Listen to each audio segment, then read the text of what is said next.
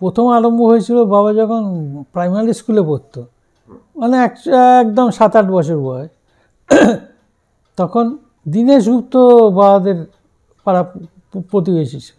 তো তখন তো ধরপাকড় হতো সমস্ত সাহেবরা। এদের এই বাবা আরও 1-2 ছেলে, বাচ্চা ছেলে ছিল, এই যাদের নিষিদ্ধ বই ফই আছে, এমনকি হয়তো রিভলভার পাচার হতো। এই জন্য, কারণ পুলিশ তো আর অত বাচ্চাদের সার্চ করতো না, এই জন্য এদের ইউজ করা হতো। তো বাবা একজন ছিল দীনেশ গুপ্ত, এই চর আর কি। বাবা তখন 7-8 বছর বয়স, প্রাইমারি স্কুলে পড়ে। প্রাইমারি স্কুল মানে 6টা থেকে 12টা। বাড়িতে এসে খাওয়া দাওয়া।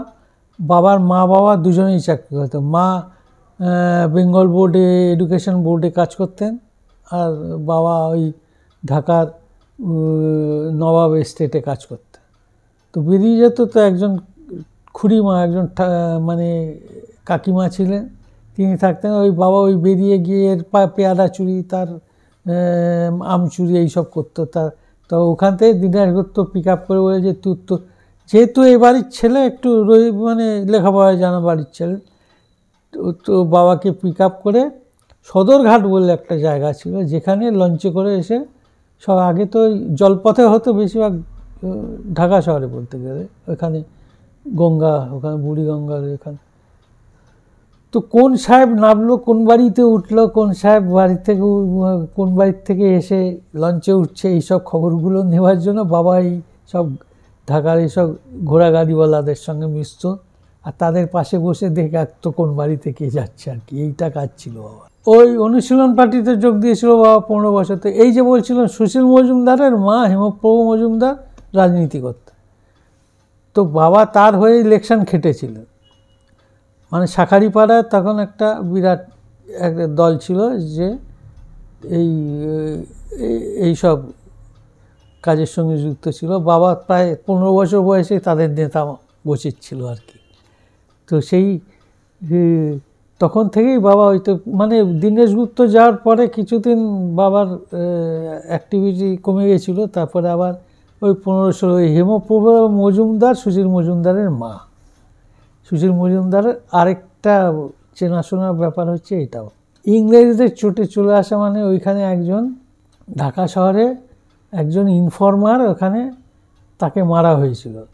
এই অনুশীলন পার্টি মেরেছিল, তারা ওই মানে কাউকে ধরে দিয়েছিল, সেই জন্য তাকে মারা হয়েছিল। এই তখন বাবার নামে ওয়ারেন্ট বেরিয়ে গিয়েছিল আর কি। সেই জন্য পালিয়ে এখানে চলে এলো। তখন বাবার 21 বছর বয়স। এই পালিয়ে কলকাতায় এলো। আমার পিসেমশাই, মানে আমার পিসির হাজব্যান্ড, তিনি সঙ্গে সঙ্গে চাকরি করে দিলেন। তো সবাই ভাবে বাবা নিজের কথা আর কি, সবাই ভেবেছে আমার খুব ট্যালেন্ট, সেরকম কিছুই না। যুদ্ধের বাজারে প্রচুর বাজারে খালি ছিল, চেনাশোনা ছিল, সেই জন্য চাকরি পেয়ে গেছিলাম।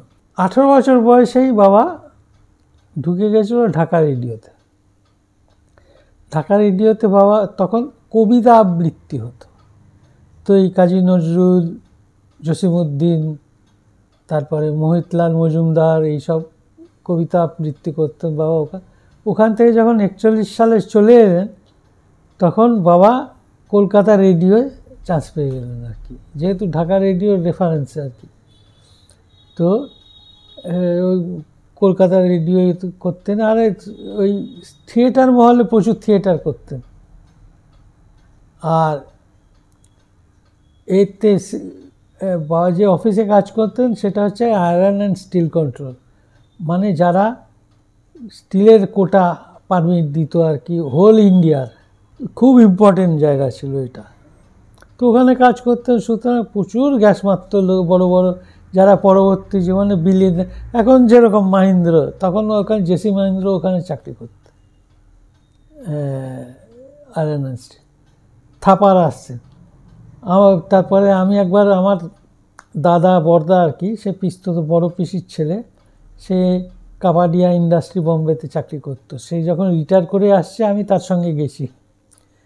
তো আমার দাদা ইন্ট্রোডিউস করাচ্ছেন আমাকে, যে আমার কাজিন, ওর বাবা অ্যাক্টিং করে কলকাতায়। বলে ভানু, বলে কোন ভাবু, ওই রোগা মতন অ্যাক্টিং করতো, বলে হ্যাঁ। তো ভতু খুব বদমাশ ছিল সে, মানে সে তখন ওই যে 42-43 থেকে তার মনে আছে আর কি বম্বের নাম করা ইন্ডাস্ট্রি আর কি। তো এখানে কি ফাইল পাস, যেহেতু জেসি মোহনদের তখন অলরেডি নাম করা হয়ে গেছে,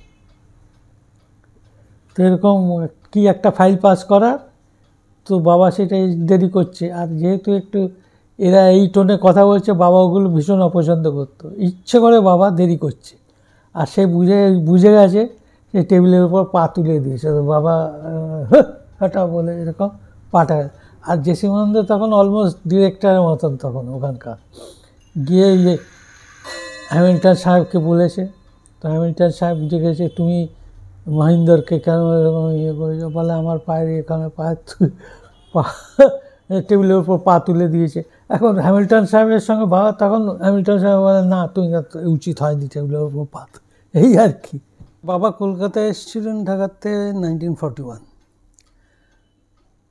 বাবা প্রায় রেগুলার এক জায়গায় যেতেন, সেটা হচ্ছে সুশীল মজুমদারের বাড়ি, যিনি ডিরেক্টর অ্যাক্টর আর নাম করা অনেককাল।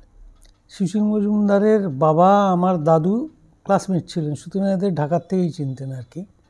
তো বাবা যেহেতু তখনও সিনেমায় নামেননি, নামার কথাও না, ওই স্ট্যান্ড আপ কমিক করতেন স্টেজে, ফাংশান টাংশানে, আর থিয়েটার করতেন অনেক, রেডিও থিয়েটারও করতেন। তো সুশীল মজুমদারের বাড়িতে যেতেন ওই আড্ডা মারতে আর কি, সকালে কোনো সময় কখনো। তো ওখানে ঝড় রায়ও আসতেন।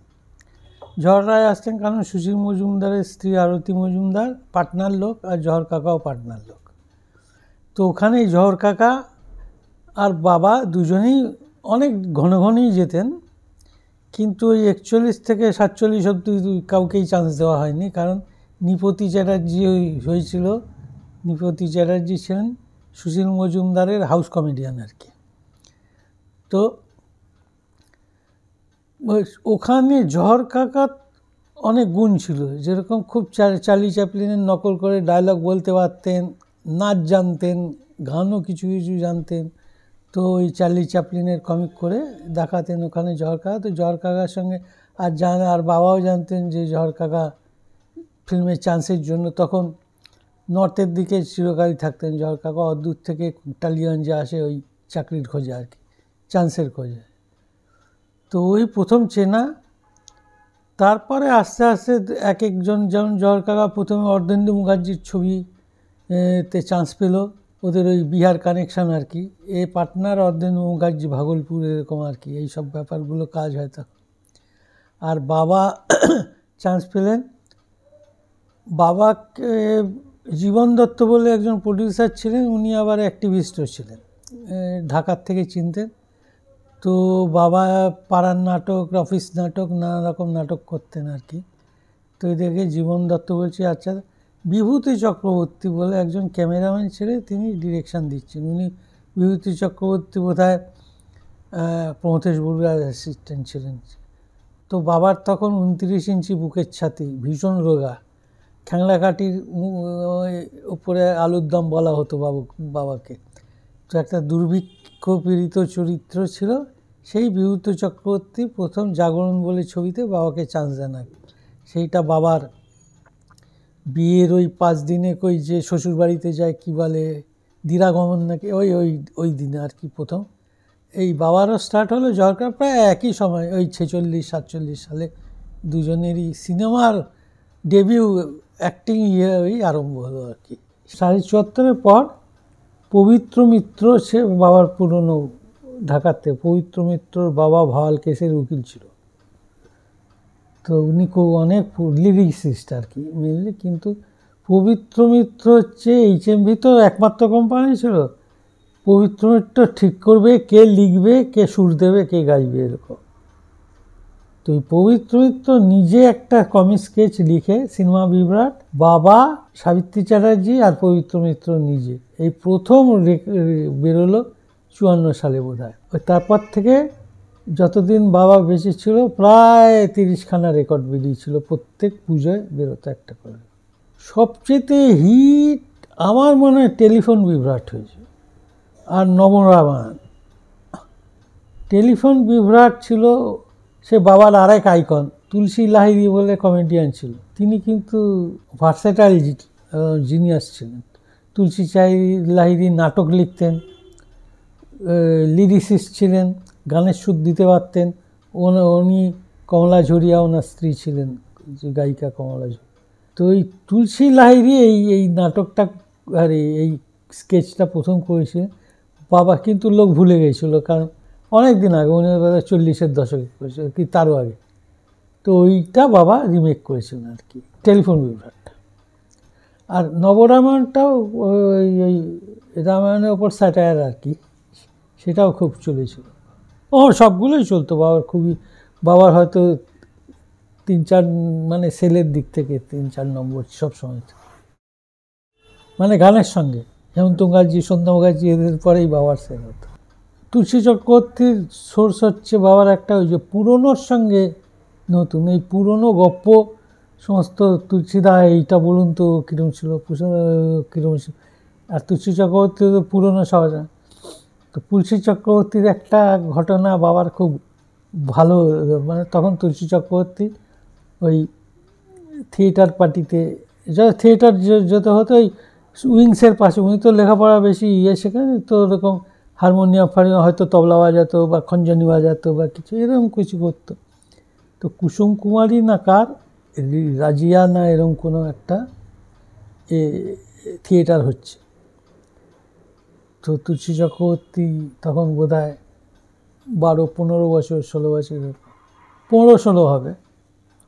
তো একজন পাঠ করে যে বাইরে হচ্ছে, দুমদাম যুদ্ধ হচ্ছে, আর মানে বোমা ওই পটকা ফাটাচ্ছে, আর এসে দূত একজন এসে রাজিয়াকে দেবে এই যে ঝাঁপানা পত্র। তো যার করার সে আসেনি। তখন তুলসী চক্রবর্তী, এই তুমি এইটা করো তো, 1 লাইন সিন আছে এইটা। আর সে তো রোজ দিনই দেখে উইংসের পাশে। তুলসী চক্রবর্তী ইজি, আর কি একটা তো লাইন বলতে হবে, ঝাঁপানা পত্র। তো সে নিয়ে এসে ঢুকিয়ে দিয়েছে। তো ঢুকিয়ে এসে কুসুম কুমারীকে পাশে ঘাবড়ে গেছে। তুলসী চক্রবর্তী নিজের মুখে বাবাকে এই গপ্পটা বলে, কুসুম কুমারী দেখে তো আমি ঘাবড়ে গেছি, ঘাবড়ে হাজাপনা ঝাঁপানা। তারপরে যেই বুঝেছি ভুল বলে পেরেছি হাজাপনা বলে থেমে গেছি, পত্রও বলতে পারছে। ও পত্র নিয়ে এসছি বলে, এসে বাইরে বলে 1 থাপ্পড় মেরেছে আমায়। এসে বলছে, খোকা 1 লাইন নিয়ে বলতে পারো না, ডায়লগ বলতে না, অ্যাক্টিং করতে এসো। এই তো এইটা হচ্ছে ফেভারিট গপ্প বাবা। বাবার মিউজিক সেন্স ছিল 0। দুজনকে চিনত বাবা, শচীনদেব বর্মন আর কেষ্টবাবু। এছাড়া কারোর বাবা 41 সালের প্রথম মাসের মাইনে থেকে তখন বোধ হয় 140-50 টাকা মাইনে পেত হয়তো, এরকম কিছু একটা। প্রথম মাসে 6খানা রেকর্ড কিনল। তখন বাবার মানে ছিল না, গ্রামোফোন ছিল না, ওই যে দম দিয়ে যে আর কি, তা ছিল না। সেটা আমাদের পিসির ছিল। পিসির বাড়ি আমাদের 3-4টে বাড়ি পরেই ছিল। 6খানা রেকর্ড কিনে, 6টাই শচীনদেব বর্মনের। মানে বাবার হচ্ছে শচীনদেব বর্মন ছাড়া কাউকে চিনতই না বাবা। এই হচ্ছে শচীনদেব বর্মনের গান মানে পৃথিবীর শ্রেষ্ঠ গান। মানে বাবার হচ্ছে শচীনদেব বর্মনের গান শুনে নাকি ফৈয়াজ খা উল্টে গেছে, এরকম হচ্ছে বাবার কথাবার্তা আর কি। তো শচীনদেব বর্মন হচ্ছে লাস্ট কথা বাবার গানের জগতে। কিন্তু বাবা গান বোঝানো না, কিছু বুঝছো না আর কি।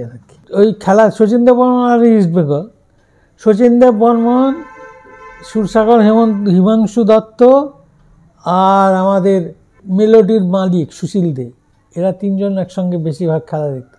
তো বাবার কাজই ছিল, যেরকম ছবি বিশ্বাসের সাদা বাংলায় চামচা ছিল, তেমনি শচীনদেব বর্মনের চামচা ছিল।